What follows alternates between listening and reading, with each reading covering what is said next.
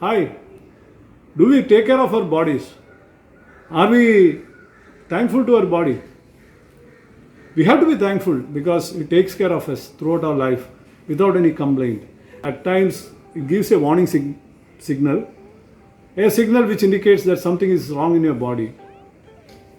But why you should take your body to that extent of giving you a signal? Why don't we follow a plan of action to stay fit, stay healthy? We are responsible for a lot of people around us, like our family, our colleagues, our friends.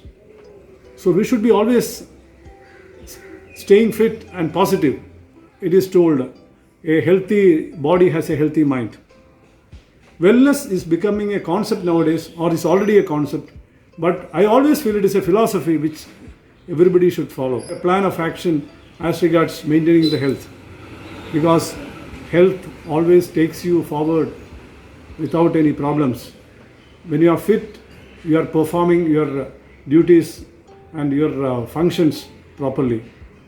I am sure that you are all watching videos and you are happy.